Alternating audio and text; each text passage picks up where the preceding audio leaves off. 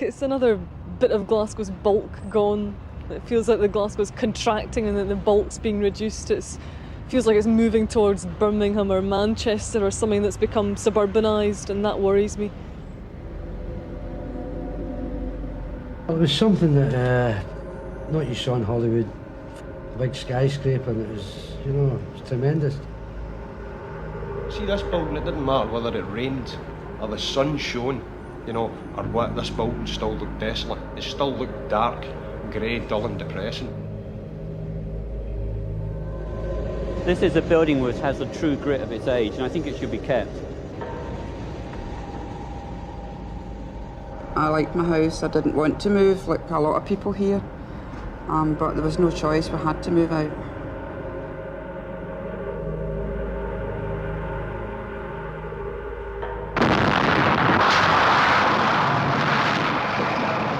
When things get this bad, you can't patch them up any longer. You have to pull them down and rebuild from scratch. For the past 100 years or so, about half the population of Glasgow has lived in districts like these. That means families of half a dozen and more packed into a single room. Roughly 500,000 people. The result? Street after street of tenements like these. From overcrowded rooms, you escaped into the streets, and you used the back courts for your playground.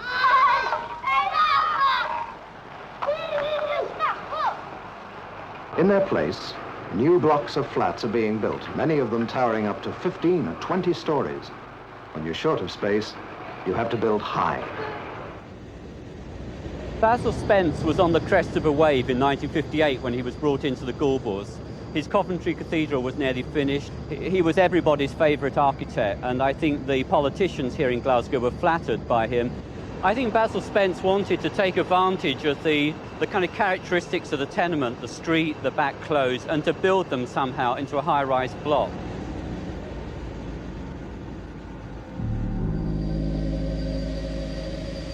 So we have inside a grand street through the centre. We have big double-height balconies, which were to be the gardens in the sky. He saw them on wash days as being full of laundry and would look like a ship in full sail. The idea of a great inhabited cliff edge of buildings sailing through the inner city slums. From the outside, Sir Basil Spence's vision was that it should look like a Spanish galleon in full sail, and the only way you got that impression was if you walked over to Richmond Park. Somebody said at one time as well that it was supposed to have been designed like a ship, you know what I mean? Well, I would actually take out the P and put in the T, you know what I mean, if it was up to me, man, you know what I mean? Designing these buildings are terrible, totally terrible. But then again, you know, they were designed in the 60s. People were full of ideas, you know what I mean? Some aspects of the flats are really nice. They're very fine. They're not big, heavy, brutal things necessarily. They've got lovely tall buttresses which suggest Gothic architecture and lots of references that people never talk about. You can imagine what the drawings would have looked like with the lovely compositions of the balconies and the windows. It really is exceptionally good architecture in some ways in an abstract drawing sense. I think people misunderstand perhaps the achievement Basil Spence made when he designed and built these buildings. It was a great step forward in social housing. It wasn't the final solution, but it was an important step.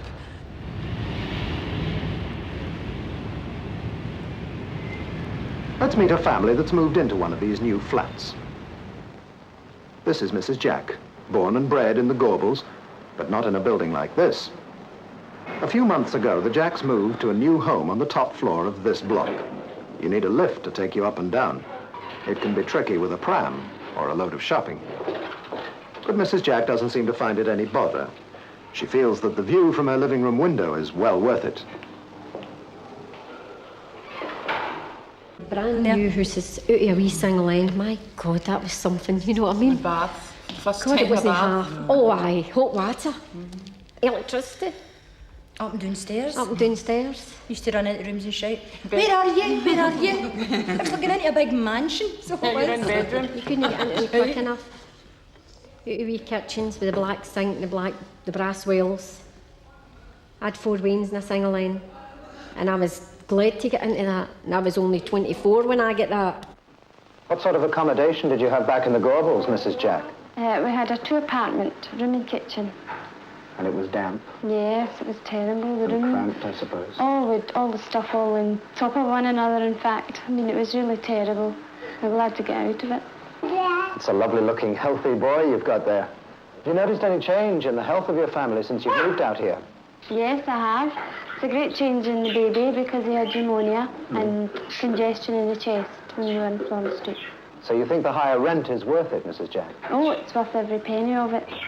I think Basil Spence failed to appreciate exactly how families live, particularly in our climate here in Scotland. It's very windy, it's wet, the sun doesn't shine. The idea of being on a balcony 20 stories up is really quite unrealistic. Well, when you hang a washing out when it's a very stormy day, it goes right over the top there. I've lost quite a few things. Someday I lost myself. You couldn't put a washing out, or you had to go all over Glasgow looking for it. You couldn't open your veranda doors or they blew off. You couldn't open your windows or they would just smash. It was crazy. Round the base of the building, you couldn't get under it, or you get blew under it, you get lifted off your feet. And I mean, quite a few elderly people get actually blown off their feet and had quite nasty falls. I remember my dog, I took my dog out one day and she got lifted off her 4 feet and she was like that with a lead, hanging on to the end of the lead, pulling me with her.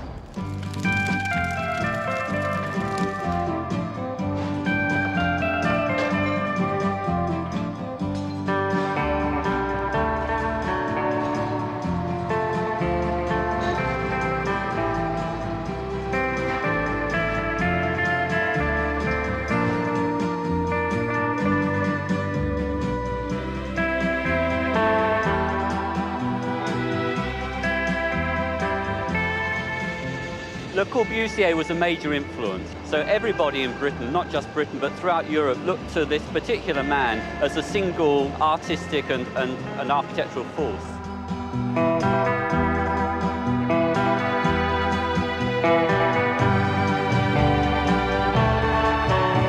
He had the idea that sun and light and space were the key qualities, and people should look out onto an open green landscape.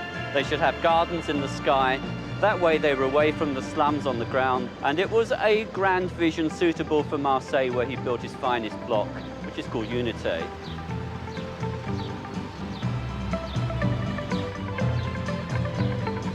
Unité was the great prototype of so many high-rise blocks across Europe. The communal facilities were on the roof, away from the ground. There were to be family housing, lots of children running around in internal streets and external cubist balconies.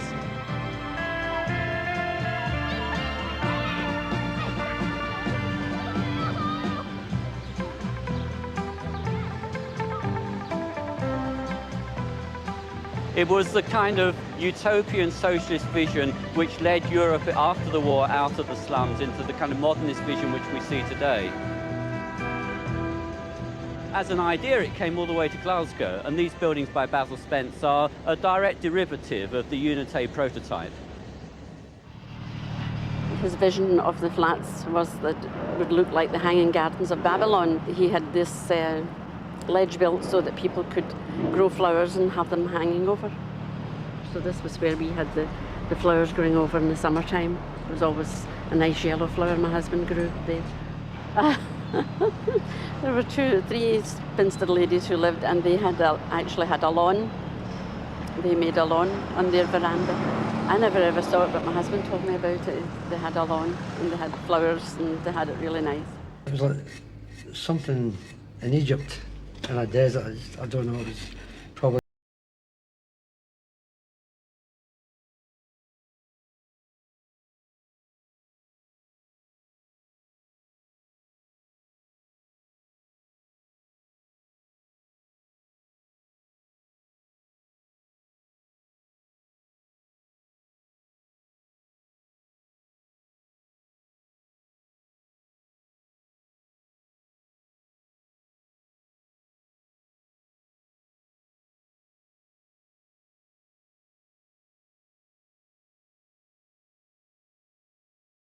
by Sir Basil Spence have been occupied now for about 18 months. They house 1,200 people in 400 flats. Officially, the 3 main sections are known as A, B and C. Unofficially, people are now calling them Alcatraz, Berlini and Carstairs. Well, I mean, from outside it really looks a bit like a prison, doesn't it? It's kind of dull and the windows look very small, you know. It's deceiving. Once you get inside, the windows really are pretty big inside.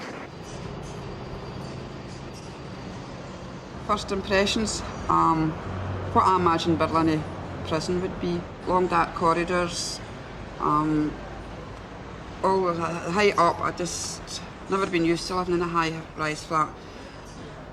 It took me about a year to settle in. To me, it was just like somewhere to sleep with my family. I just didn't like it, couldn't settle. But once I got to know the neighbours, and I had great neighbours, things changed and the community spirit started, and I never looked back from then. First time I'd ever seen anything quite like it. It's an unusual building, and but the house, when I saw the house, that convinced me that I wanted to stay there because the houses were absolutely spectacular inside. I really can't say enough about it because it was absolutely marvellous, and to have such a wonderful big kitchenette, dinette, spacious cupboards. My husband was a very well-known character because he was cheery, joked with everyone, looked after all the older tenants, made sure they were all right, and people would come to the door, you know, if they had a problem or if they needed anything, they always came to him. Scottish Field magazine came to do an article on high-rise flats. That's my son Robert. He's practising bagpipes in his bedroom. Used to do it in the veranda as well. We had a neighbour who shared the veranda, and he was the pipe major in the Hoover pipe band. That's my 3 daughters. There's Jeanette, the youngest one, Margaret Rose and Pauline. This is the veranda area where they could play. They had plenty of space to cycle up and down. Oh, they loved it. But once they had left, they realised it was better to live with 8 people up the stair rather than 400. I'm a skyscraper, Wayne. I live on the 19th floor. I'm no going to play anymore. For since we moved to your new house, I'm wasting away.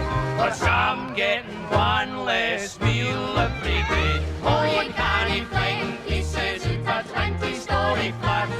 700 hungry wings will testify to that. Be it butter, cheese or chili, if you bring me plain or pan. The odds against the reaching earth is 1991.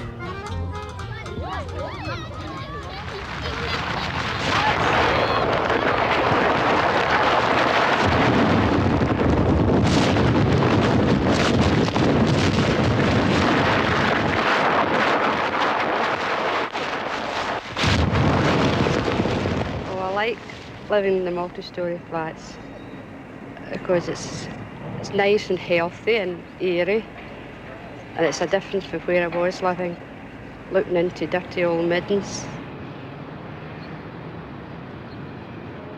As Glasgow prepares for the 21st century, the pattern of life changes.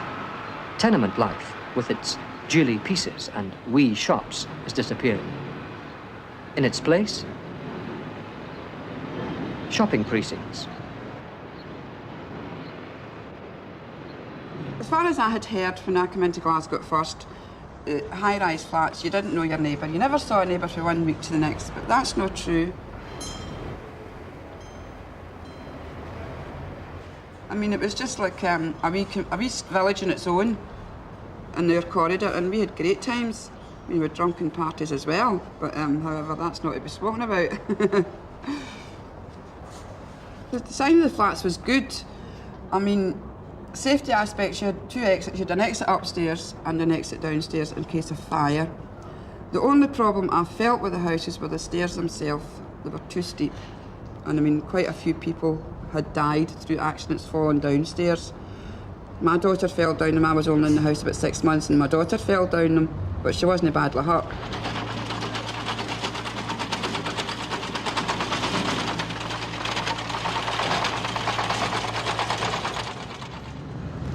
Well, there were certain problems with bringing up kids in high rise. They couldn't get out to play because we were so high up. If we brought them out in the veranda, you always had to be there to keep an eye on them because of this here. I used to have an old coffee table that I used to climb up and to look over, and the kids got into the habit of watching me and tried it themselves, so you always had to be with them. They could get out in the corridors at certain times, but some neighbours didn't like it. Well, we had big cupboards, walk-in cupboards, and I turned mine into a play area for the kids. My daughter loved to go in there with her dolls and what have you.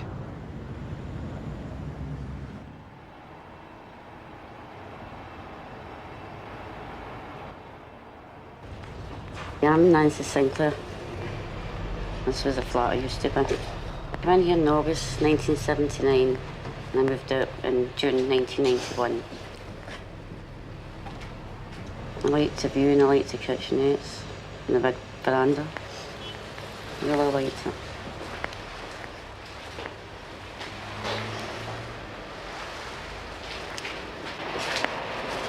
You come into your living room and your kitchenette, but you go down the stair to your bedroom and your big balconies off your bedrooms.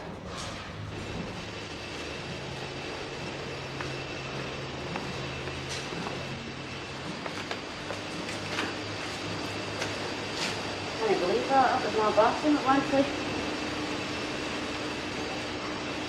My daughter's bedroom. And that was my bedroom over there. It's unbelievable. This is the veranda. We used to sit out here and have our tea, and there was a washing post for your washing. We used to hang the washing. In the summertime we used to sit. We used to take turns of making tea. We used to sit out here and have a cup of tea in the summertime.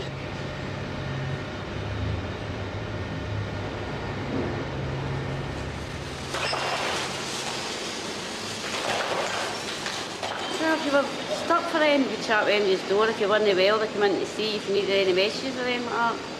You never felt isolated.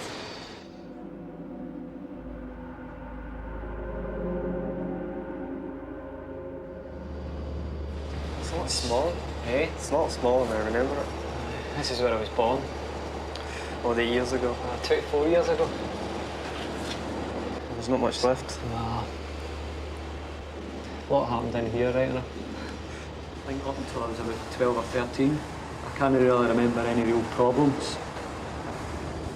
I think it was around about the early 80s when I noticed things were starting to go downhill. When I was bringing people up to the flat as well, I was feeling slightly embarrassed because of the condition of the flats, and it made me feel uncomfortable living there for the first time really in my life. Oh, look at the stairs, Stephen, look. The old veranda. This is some mess in it. This is where I used to play with my bike when I grew up.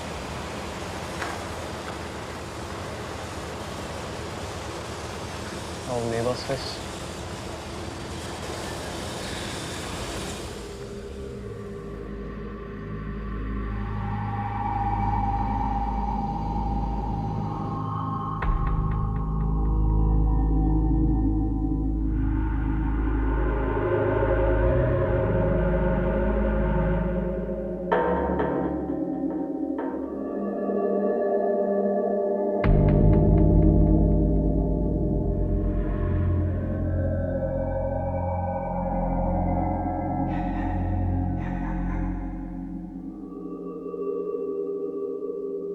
"26 years out of somebody's life. I mean, it's a lot.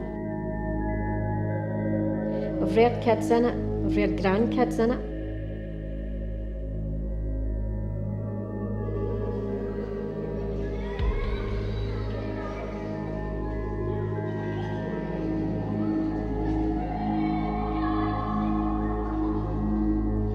We've had deaths in our families.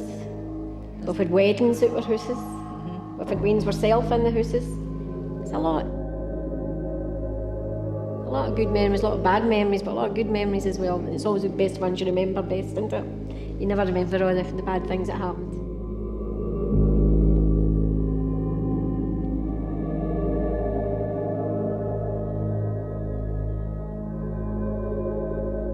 No. No, I didn't anyway. I want to see it. As I say, I've seen it being built for nothing, so I'll see it going back to nothing. But I never ever thought I'd ever see it in my lifetime. Should we be happy? Happier times or something happier done to it instead of blowing it up and taking it away. Surely they could have used that building for something. Look at the homeless people alone.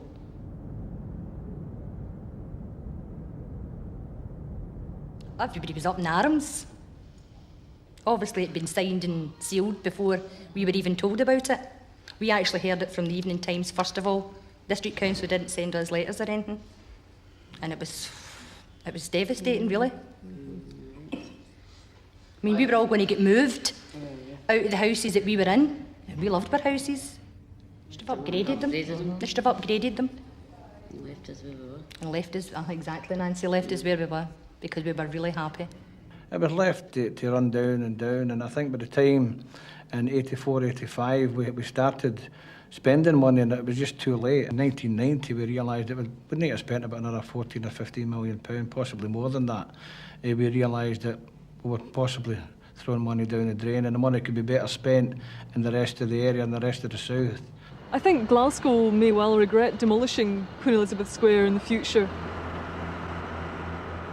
I think that Glasgow's demolished a lot of buildings which it has regretted demolishing. Then we have these bizarre necrophiliac scenarios whereby we have Macintosh's never built or never finished drawings for buildings being built in parks in Glasgow.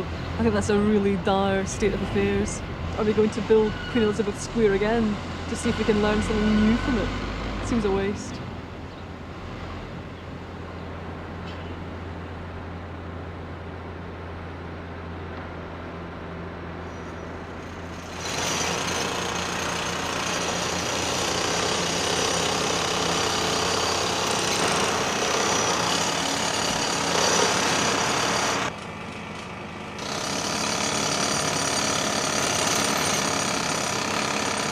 When I was here, it was starting to get pretty run down. The boys that had drug problems and that, you could find them very easily sitting outside your door. Sometimes you'd get a chap in the door, you know, asking you for water or asking you for this or that or vinegar or whatever, you know. What could you do? You couldn't say, you know, like you couldn't be rough for them because if you did, there was too much of a crowd. You know what I mean? So you had to say, well, okay, right here, that's the last time, you know. There was a lot of dealers used to use this place as a meeting place. This ended up a haven for the junkies. You see, if they were running from something, all they had to do was run in here. You know, they were lost, they were gone, man. They were totally gone, you couldn't find them because of the place being that big. But then again, a lot of people turned a blind eye to it. They thought this is a nice community, this is that.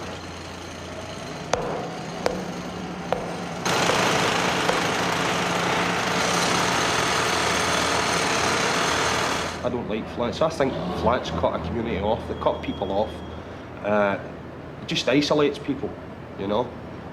I remember an old woman in these flats, wee Mark probably remembers her as well. This old woman we used to meet her on the lift every day. And she'd always have a clock in her hand, right? She was about 80 odds, 90 odds. She'd always have a clock in her hand. And she was always looking for the right time to set this clock, you know. And I seen her one day and I thought, Jesus Christ, is this that old woman's life? That she's wandering about these flats, she's got nobody. And nobody will even give her the time of day. It's that bad, you know what I mean? You know, that was bad. I seen a lot of old people in here, man, that suffered, really suffered.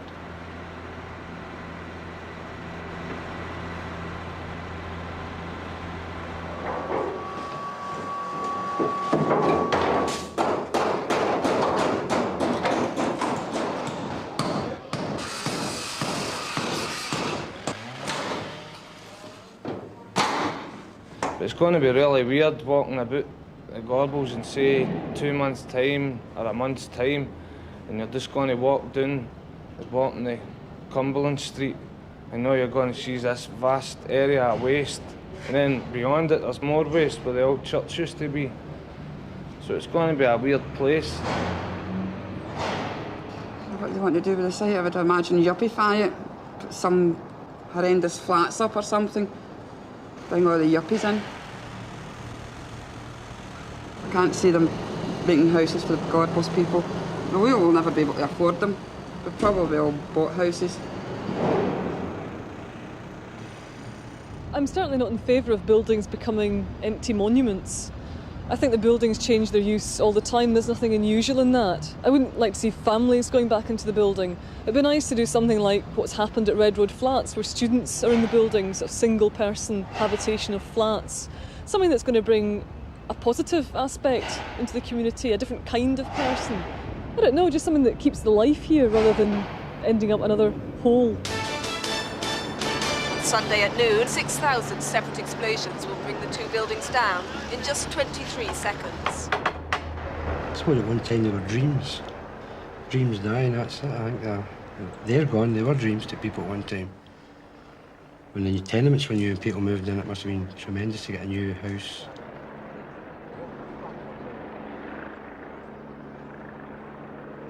The Clerk of Works actually remarked that they would never be able to blow up Queen Elizabeth Square.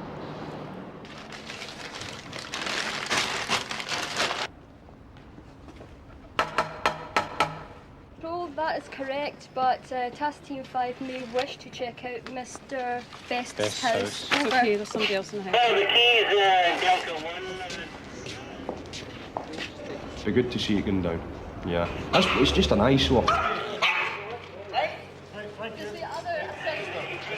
To worry about, okay? Just round this way. Yeah. Just go past the Livingston. Okay then. I think I'm actually glad to see them coming down, you know. I think when I moved out of the flats, I said I wasn't going to go back into them again. It could be the best thing for the area.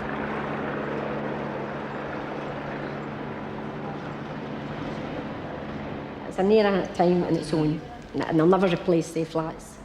But all the flats that they've built round about, there'll be nothing like them, nothing like them. And I'm really sad to see it gone.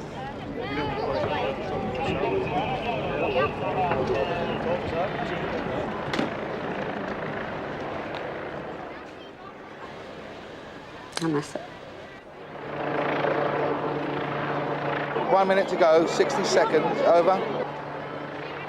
I loved that house.